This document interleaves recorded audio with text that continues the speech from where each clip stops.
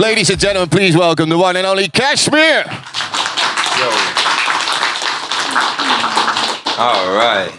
I was on a long flight to India a few years ago, and I was getting comfortable. I was putting my headphones on, and the lady in the seat in front of me was waving at me, and I kept ignoring her. I thought she'd go away, but she was trying to get my attention. And so finally, I asked her, like, hey, do you need something? And what I didn't realize is that she was blind. So I could have totally ignored her and it would have worked. She would never know. But I went over to help her read the food menu, and she turned out to be pretty interesting. She was a professor at the business school at Columbia. She had just written a book, and she was headed to India to give a lecture on it. And I asked if she had any key business tips, and she said this: a lot of people run themselves into the ground trying to make something completely new. The best strategy is usually to simply combine things that we already love in unexpected ways. And I thought about this a lot in the years to come, especially in the context of my music. And it fits snugly into this category of advice that I would call making complicated things less complicated. Combining things that you already know and love is also the first piece of advice that I give to people when they ask me this question: how do I find my sound? How do I find my sound is a question that I'm probably asked the most, so I figured that today I'll try to answer it definitively for you guys. For the record, I'd bet my life that every artist you admire, no matter how original they seem, started out by copying the artist that they admire. And that's okay. We see ourselves in the artists we love, and their songs give us a good feeling. And that's why most of us make music. We want to create that good feeling too. So when we're starting out, just copying them seems like a great place to start. But as you grow, as your confidence grows, you get more in touch with that good feeling, and you realize it's less about those other artists, and it's more about you. It's your guide, it's your compass. And the way that you smarten up and really make an impact on music is to trust that good feeling so much that it leads you to something completely new, something that only you can make because, I don't know, your mom stood in front of a microwave for too long or something. It leads you to something that other people aren't hearing yet, but they like to. Because guess what? If it creates a good feeling in you, it has a potential to create a good feeling in them. But does everybody with a good feeling make good music? Haha, you'd like that, wouldn't you? No, of course not. You gotta not suck at making music. You gotta work. To fully express who you are and what makes you unique, you need to constantly be producing and songwriting, picking up new skills. It's like adding words to your vocabulary. Somebody who only knows about 10 words is gonna have a tough time telling you what they're all about. You're not getting any personality with 10 words. You're just hoping the next thing out of your mouth makes any fucking sense at all. But somebody with 10,000 words can express to you with precision the world that they see. They had 10,000 options and they picked these. So now you are seeing a personality. Now you're getting to know that person. So technical skill is important because it means more options, and therefore you're better able to articulate who you are. So to summarize the last 2 points, you've got to A, trust your gut, and then B, work hard.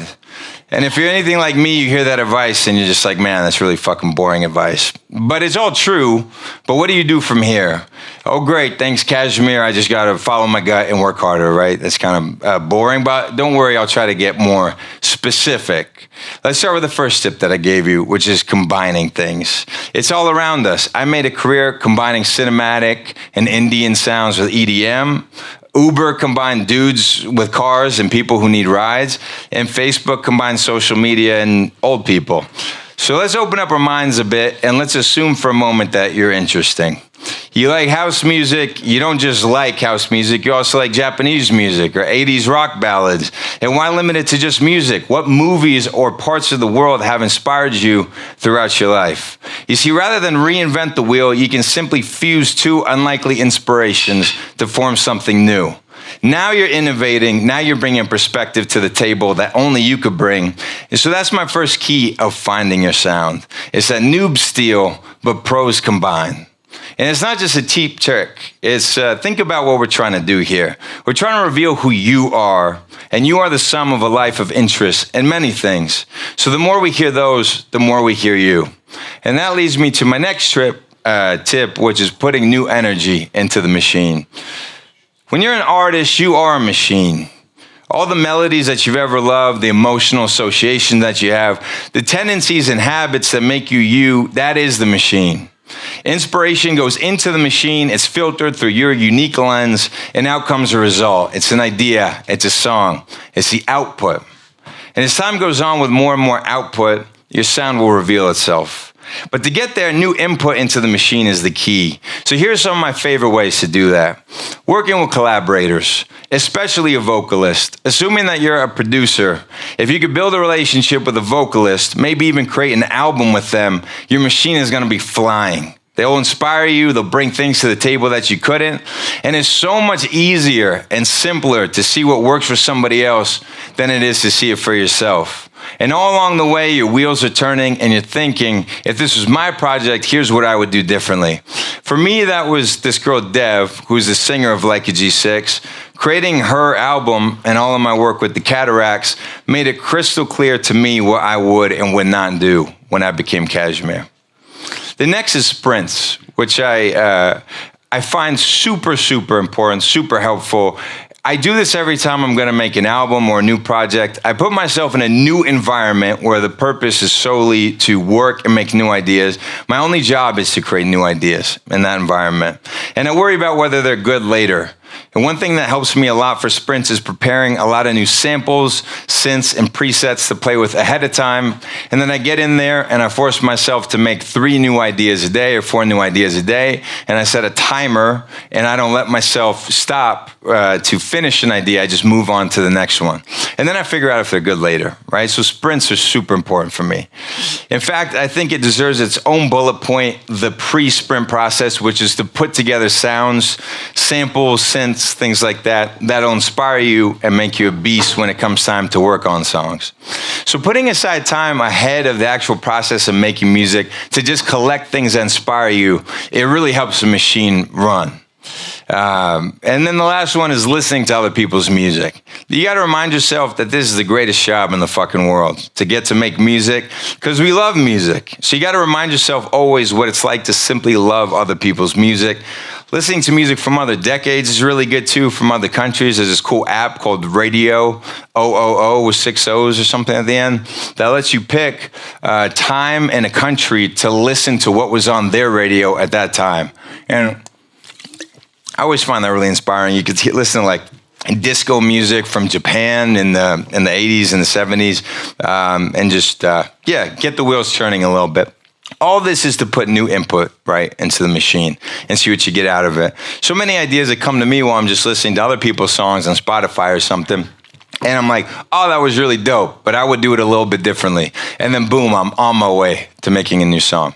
So hopefully with all that in mind, you're on your way to creating a lot. And that leads me to my final step, which is tip number 3, listen to the universe. You know, throughout my career, I've had so many songs. And when it comes to understanding why some succeed and others flop, I'm still fucking clueless. I mean, don't get me wrong, I'm better than you, but guess what? It's not your job to figure out what makes you dope or what everybody is gonna like.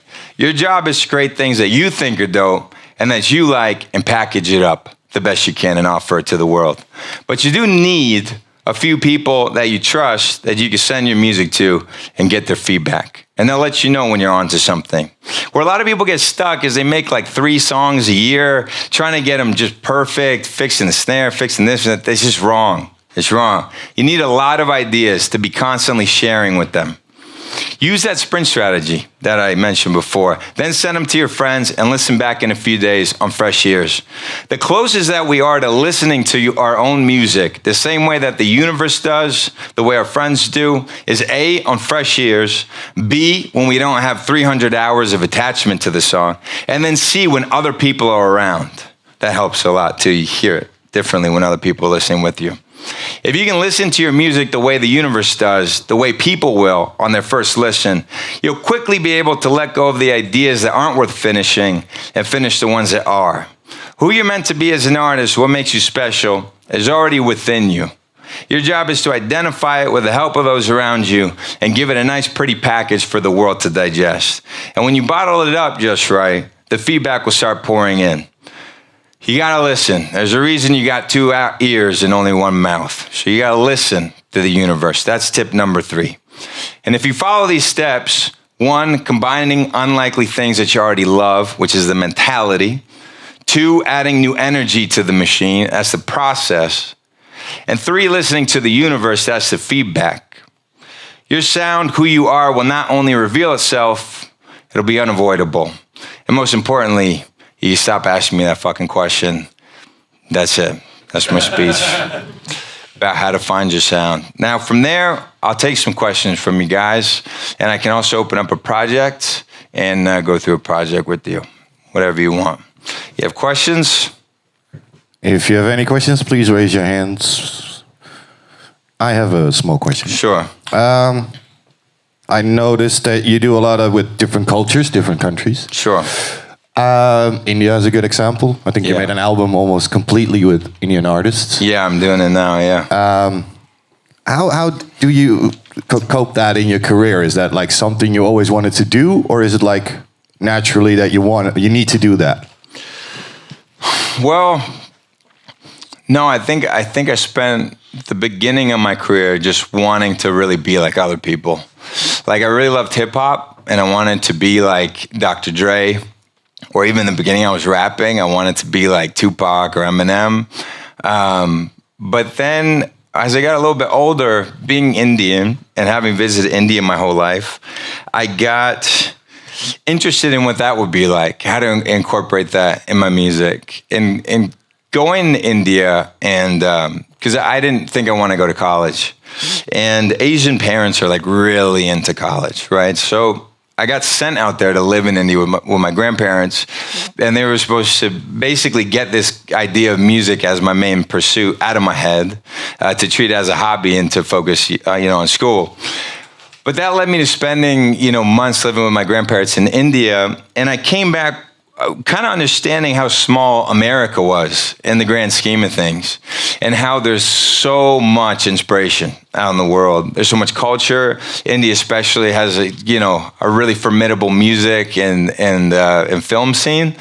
And, I kind of put down the back burner of my mind for a while. My early success was with the Cataracts doing sort of like dance, pop, hip-hop crossover stuff, like EG6, of course, was a big one that got me in the door.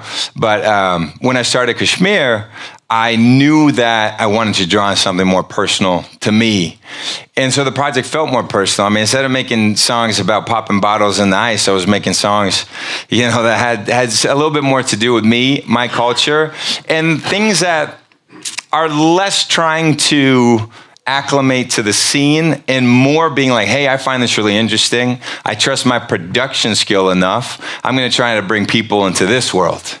I'm going to say, hey, you guys never would have listened to like Indian style music, but as your confidence grows and your technical ability grows, you feel that you could bring them there, right? Like you can make the beat hit hard enough that they'll have to like it, and then you could sort of slowly bring people to a new sound.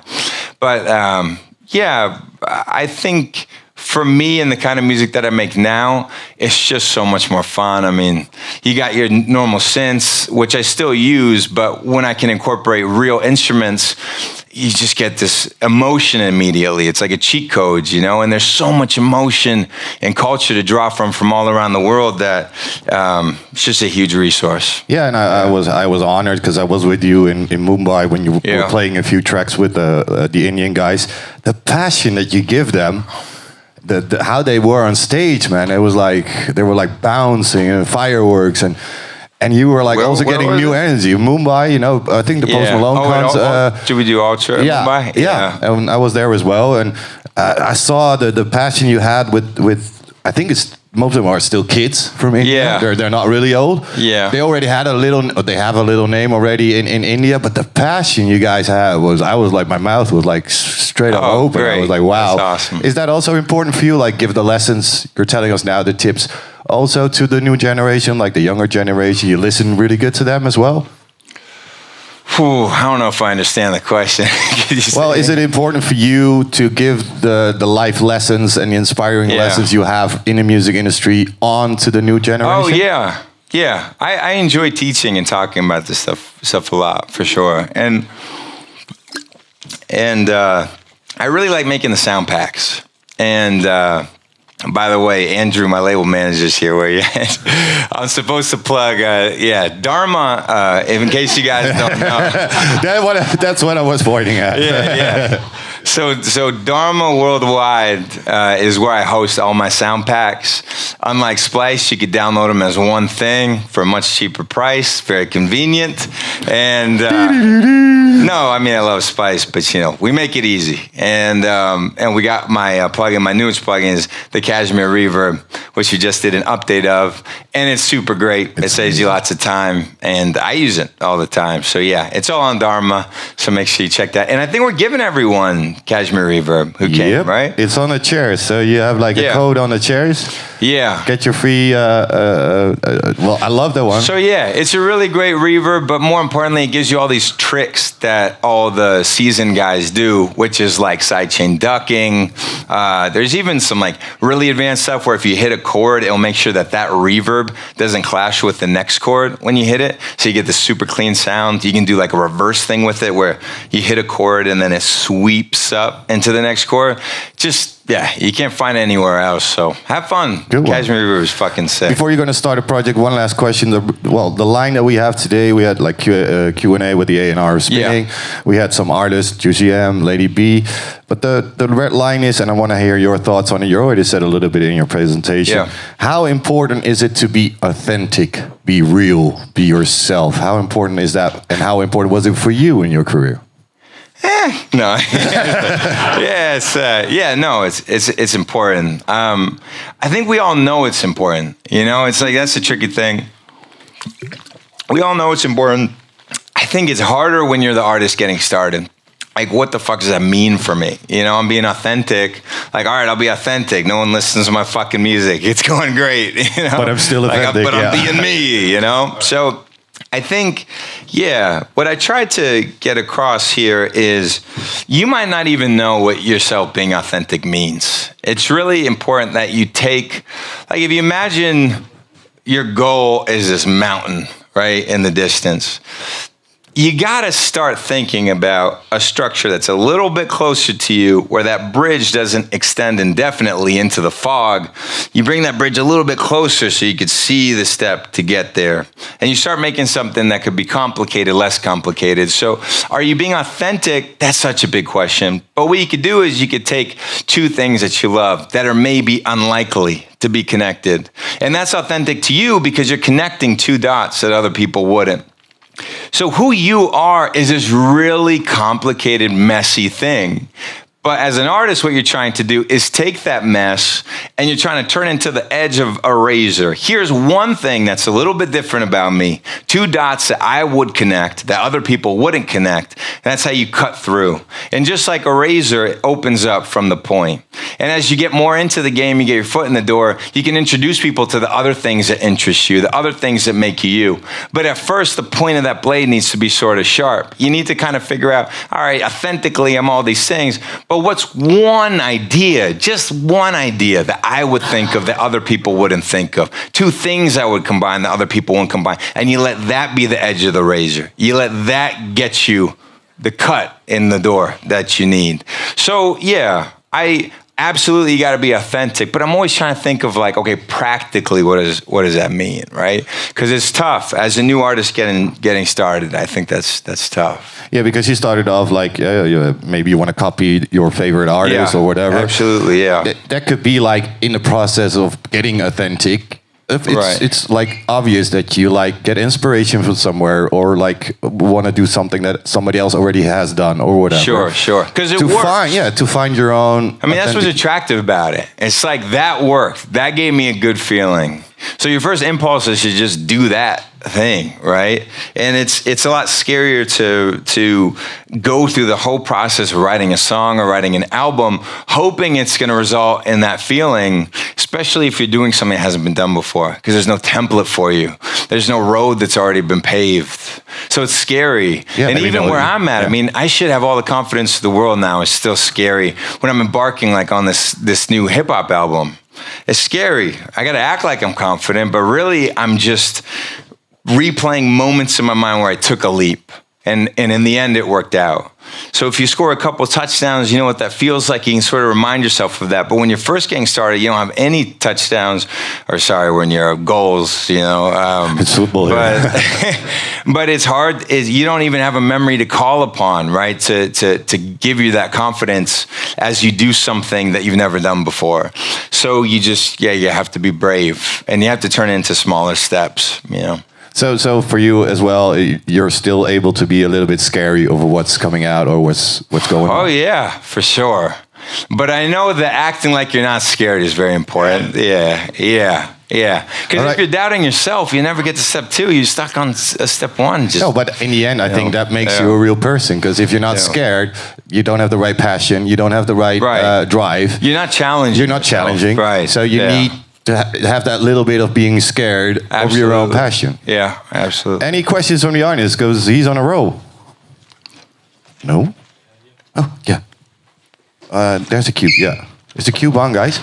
I think so. Mr. Kashmir, thank you very much for the presentation. It's an honor to see you live. I'm a DJ for 10 years and I started making music since this summer. And I want to move from playing commercial music on private events to play on public events. And for me, it's not clear how to get there to play on public events. Yeah. Is there something that you can recommend? Sure. Do you make your own music also, or are you playing just other people's music? I have just done 2 songs, and I hope it will be more. But yeah, this is the current status. Yeah.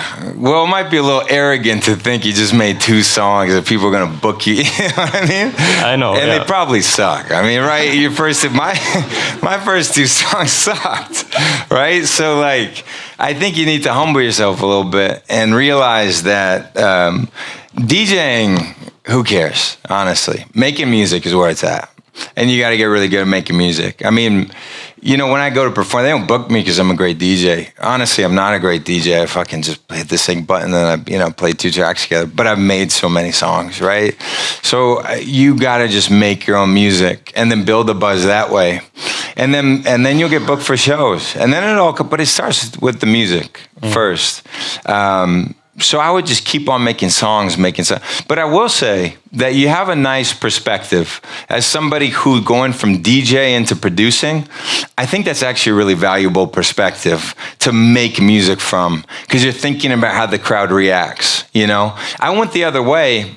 And in some ways, it's a weakness of mine because I'm just a producer guy in a room thinking about how people are going to dance to this, how it's going to go into the previous track and the next track. But you're already thinking about it. It's embedded in you, right? Because you're probably a really good DJ with commercial music, with other people's music. So I actually think you have an advantage in that way as you're making songs.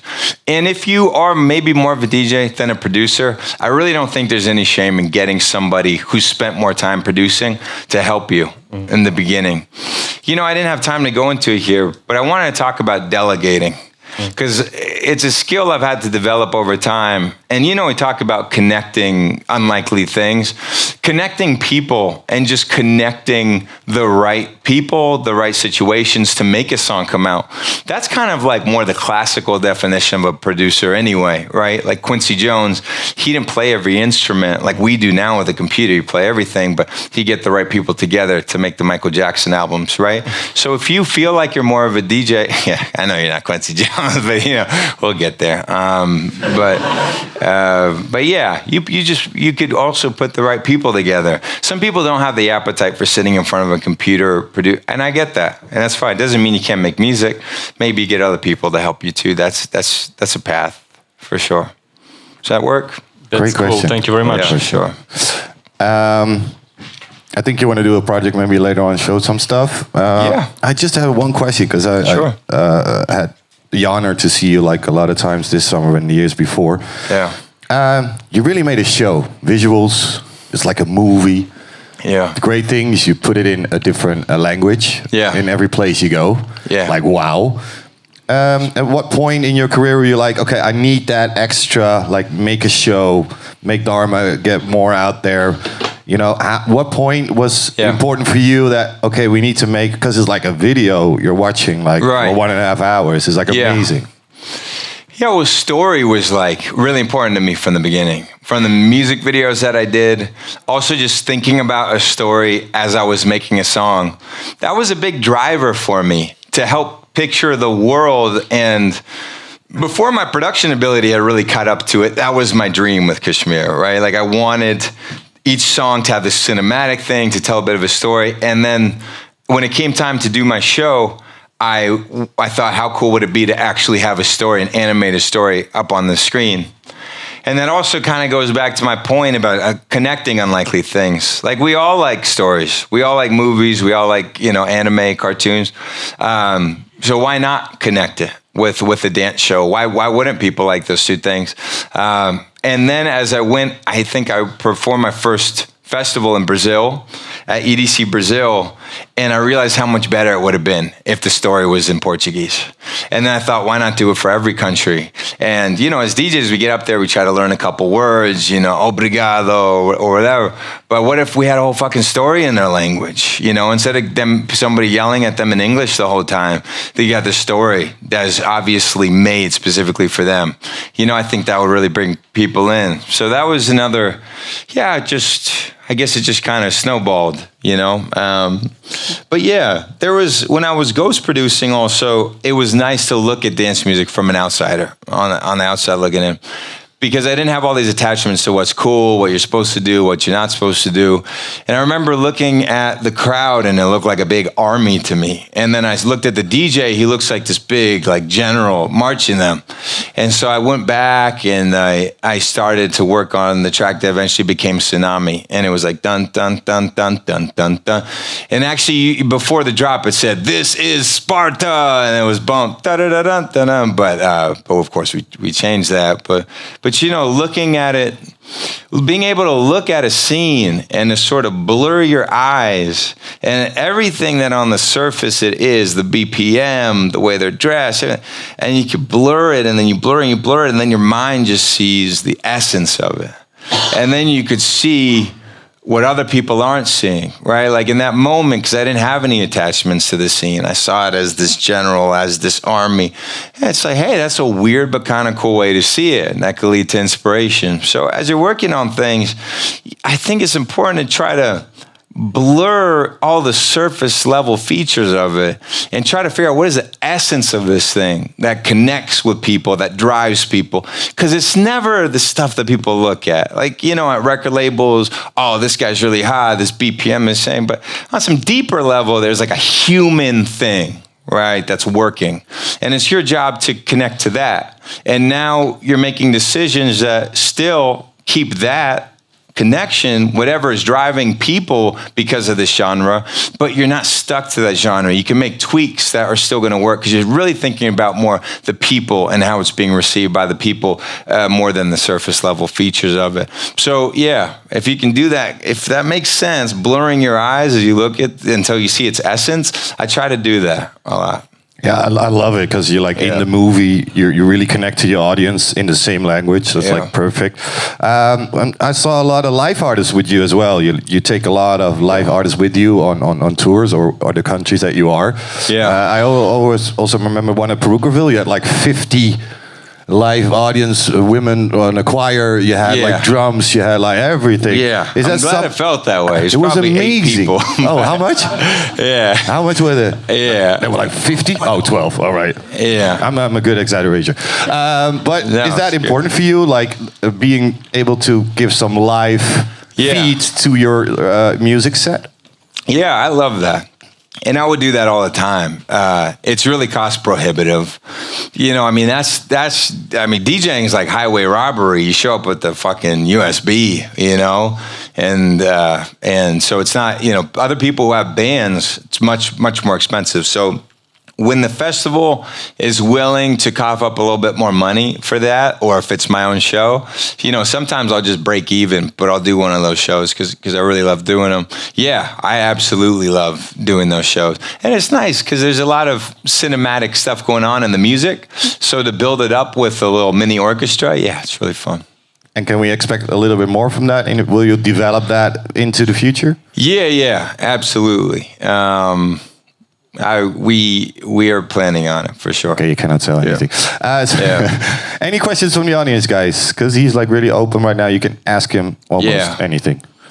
I'm open. He's an open book. Oh yeah. Oh no. You guys nervous? I think so. Or they're tired from yesterday. They drank too much. It's ADE. So no. All right. Do you want to show us a project? Sure. I would love to. Give us some inside view of how your mastermind works. All right, we'll see. It's a little blown out. Got some lights maybe here. It could be that huge light pointed at it. Oh, in between we have a small question from somebody here. Yeah. Stand up, please, and your name and. Hey, I'm Ace. Thanks for the great presentation. Yeah. One thing I would like to see is I want to see how you do your sprints. Yeah. That might be cool to. Sure. Yeah. Thank you. Like what? Like right now? I'm not sure. I mean that's my question. Oh, that's the question. All right. Yeah. Okay. I could do it. I mean, things slow down a little bit when I sit down and try to make a beat in front of you all, but I could. But you want to see it, or you want me to go more in about how I do it? I guess you can do it verbally. I guess just verbally. Just vocally. Yeah, just talk about it. Maybe just talk about it. So when I was starting harmonica and Andromeda, for instance, I rented a little cabin outside of Los Angeles, and I stayed there for a week, and every day I had a schedule. Idea 1, idea 2, idea 3. And, I talked about putting energy into the machine, right? So I had a lot of samples, a lot of instruments prepared, a lot of things I knew would make my life easy. And then when I started on each idea, I'd go to this folder that was like my own sound pack of a bunch of stuff I'd aggregated from Splice, wherever. And there was so much inspiration. I'd just pick one, I'd build an idea out in the course of 2 hours, maybe 3 hours. I'd have something, I'd render it, I'd move on to the next idea. And then I do other things to get an inspiration. I did a little acid. I did with microdose. A little bit of shrooms, just to see what would get the wheels turning. So I would try to add things to the pot to stir it up, and then see what ideas would form. And then at the end of it, I probably had 30, 40 ideas. And this is a new computer, so I don't know if everything. So this is my last trip, because I was going to start on a new album, right? But I got sidetracked with this hip hop thing.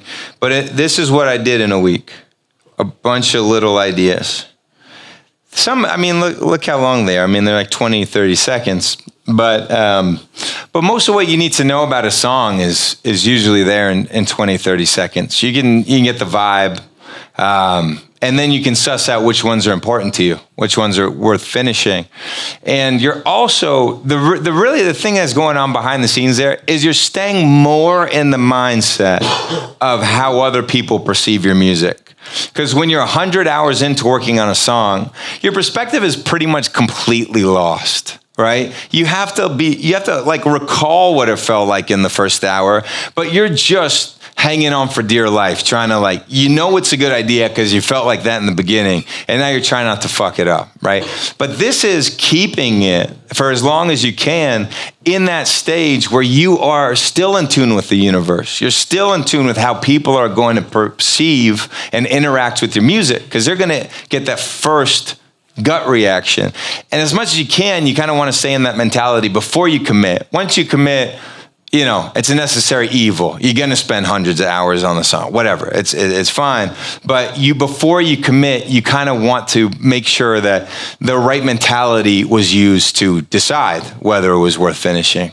So yeah. There's so many ideas here. Luckily, some of them are gonna, turn into an album. A lot of them turned into the hip hop album. Is there anything else about sprinting, that I didn't mention? Yeah, I think you should set aside time to do that, and then set aside a little time to get just prepared for the sprint, where you no guilt. You just allow yourself to collect samples, inspiration. You do that, and then it's like your life is so much easier, right? It's like you clean your room once, and then you're like, Jesus, I can find shit. You know what I mean? It's just, it's worth it. It really is worth it.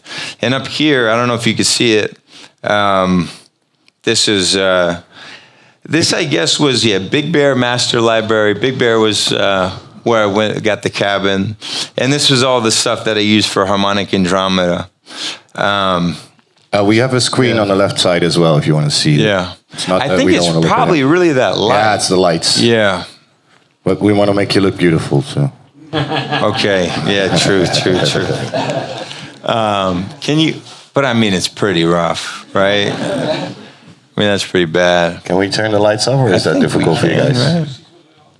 Right? All right. Well, we have like a screen on the left side here, a TV screen where you can pretty well see it. It's not nice to you, but they can actually see it better.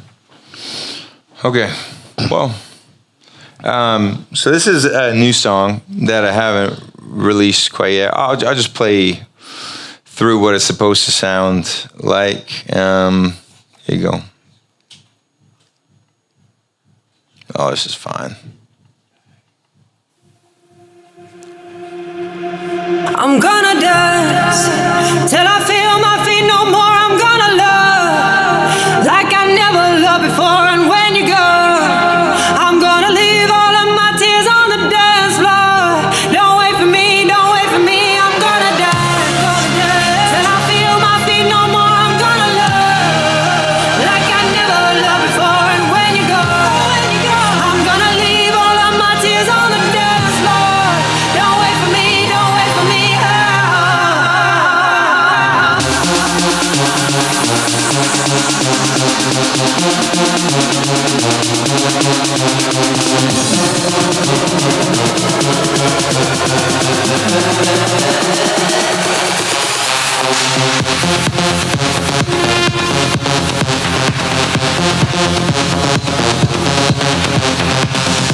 All right. So, you know, it's a song. All right. And here's the project. So I go between the project that has all the synths and shit in it into a STEM project. If you guys see my tutorials, you probably know I'm a big fan of doing this. The complicated project that I start out in, it's usually got a lot going on. And I try to make it easy for my brain by bouncing it into stems and then finishing the song in a separate project that's mostly audio. But this, I figured it'd be kind of boring to just show you audio. So here is the project that's, you know, not going to quite sound like the real thing, but it's got all the synths and stuff still available. This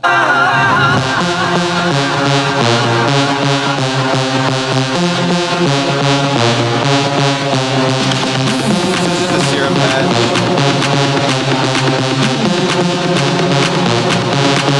And then we got some OTT, and we've got some, you know, this is, you guys know this stuff. Does anyone not know what OTT is?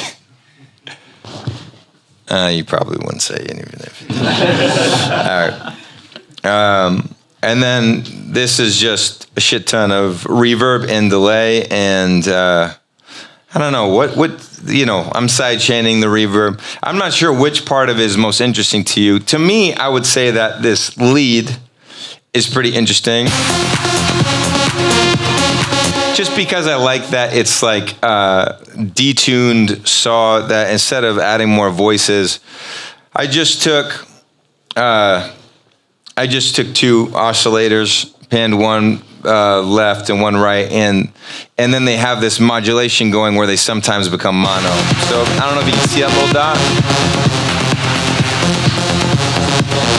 I'm not sure if you could see that, but basically their phase is getting fucked up. Every once in a while their pan is no longer being panned properly and they come back in the middle. So it just creates a cool like old school effect. Like if you listen to Booyah by Showtek, the lead is like a super side kind of lead, but it's very mono. It's weird.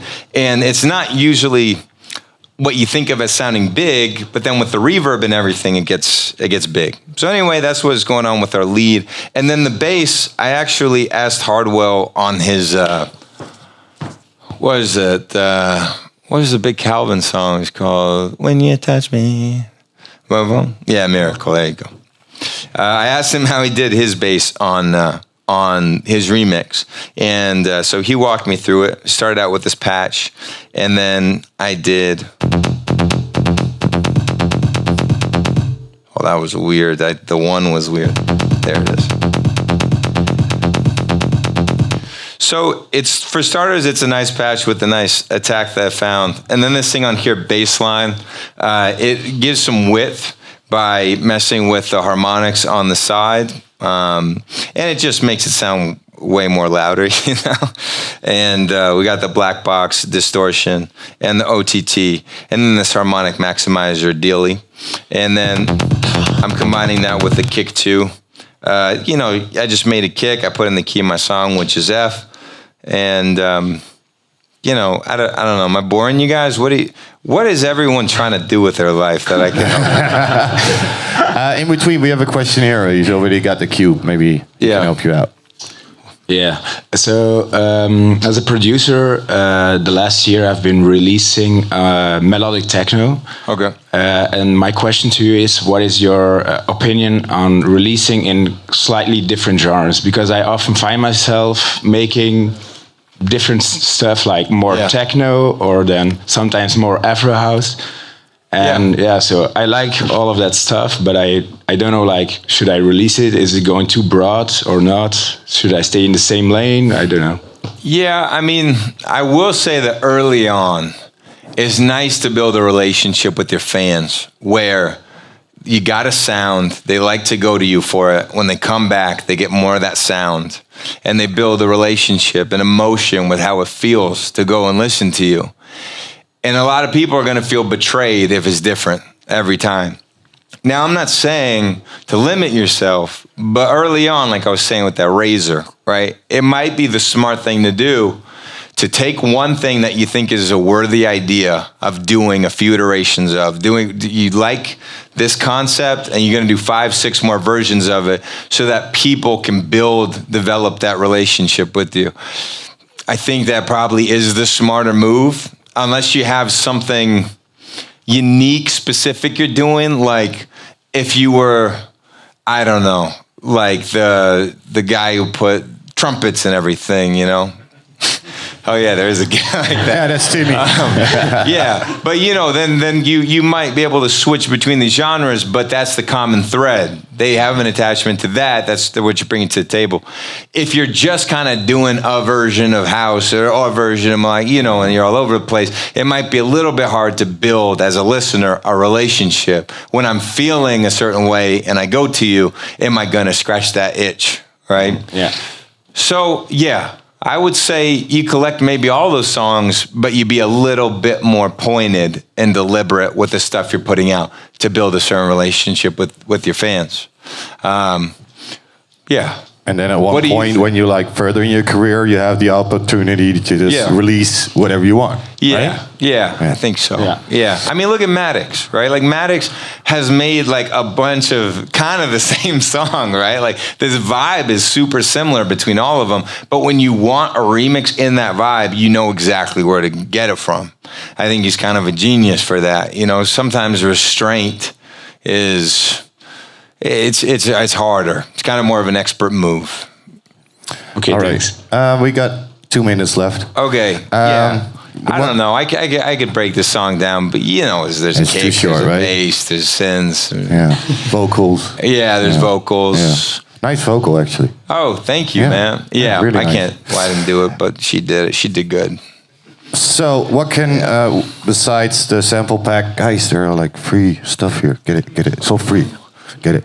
Yeah. Besides that, what can we expect from Dharma and from you in the close by future? Yeah, well, I'm finishing up this hip hop album, and I'm super excited about it. It's nice to return to hip hop because I was just getting a little bit exhausted with dance music. But Dharma's, you know, it's just a really great resource to get tutorials from me, to get all the sample packs. I take a tremendous amount of pride in these sample packs, and I'm happy to see they get used by so many people. But there's other stuff too. There's the plugins, there's templates. There's just a lot of great resources on Dharma. So yeah, if you haven't checked that out, I think we're all giving you Kashmir Reverb for free. So hopefully that'll be a gateway drug, and you can check the rest of it out. And you like that one? Okay. Yeah, as long as it's free. All right. Don't sell it on eBay. It's not allowed. Yeah. It's not allowed.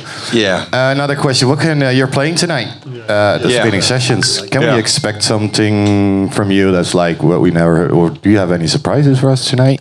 Yeah, there'll be some new songs. Absolutely. All right. Yeah, I always go back and forth. It's a limited amount of time. I don't know if I'd go into like the hip hop stuff. Also, I don't know if it's just the right demographic, but well, it's ADE, so it's allowed to do. You're allowed to do anything. Oh, okay. Yeah, right. Yeah. Oh, okay. Thank you. Ladies and gentlemen, it's an honor to have him here on stage doing Spinnin Academy. Please make some noise for Kashmir.